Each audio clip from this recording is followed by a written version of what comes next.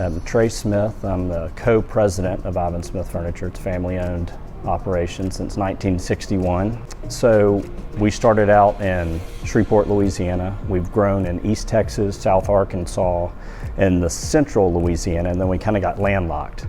And so my brother and I started looking for additional locations, and we used some analytics from Buxton out of Fort Worth and got a bunch of locations in Texas. So we went on a road trip, went through Conway, Waco, Temple, a bunch of those towns, and then came on to Mansfield. And we were here about 5 minutes and decided we've got to be here because we saw the homes being constructed.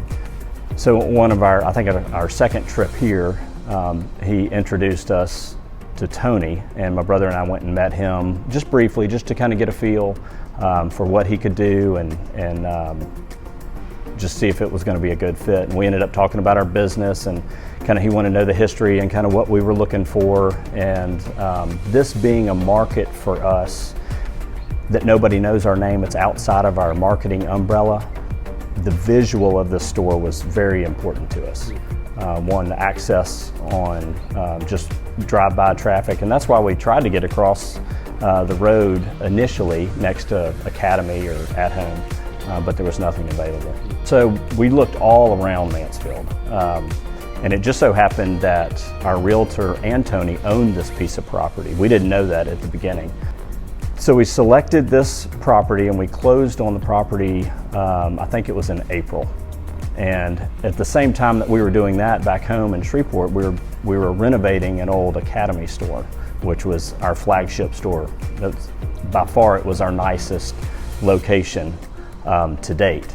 And so we went back to Tony and said, hey, we would like you to bid this. And so right when we were going for that meeting, so we set up the meeting, we come back in town, we walk into his office, and in his meeting room on this huge screen, he had already done all this homework and had this beautiful picture of a store on this location, on this piece of property.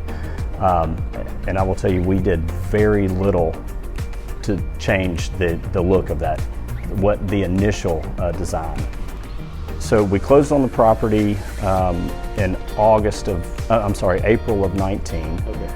And then I don't think construction started till July of 19. And Tony was adamant. He was like, we're gonna get you in by the end of the year. My brother and I were like, look, we're good with March, April. The first part of January, we had possession of the building. Wow. And so it was much faster than what we anticipated it being, because we've done many building projects. When we went back in for that second meeting and saw that the design that they had already put together, we had done our research on Tony and Nationwide, felt comfortable with their capacity. And we're family owned and operated. We like to shop local, and Tony being here, that put a lot of value for us to have him, because we're 200 miles away. So going back to us being outside of our marketing umbrella and being brand new, to any of the customers around here, visually we had to look fantastic. And with the way that the piece of property ran, we wanted to elongate to make us look as big as we could. I will tell you that our trust level with Tony is really high, and he's done everything he said he was going to do, plus some. One of the things I didn't talk about earlier was the way they kept us on schedule. We've done a lot of building projects, and this is the furthest from our home base that we've ever done. There's a book that I read, it's called How to Be a Fierce Competitor, and one of the chapters in there is Answer the Phone. And the whole premise of that chapter is to be available and to get things done.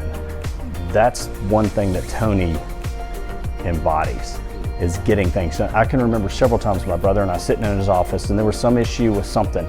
He would literally pick up the phone right then and get it resolved. Or we found out something, we're out of town and we can't make some city hall meeting or whatever. He showed up for us. So again, he does everything he said he's gonna do, plus some.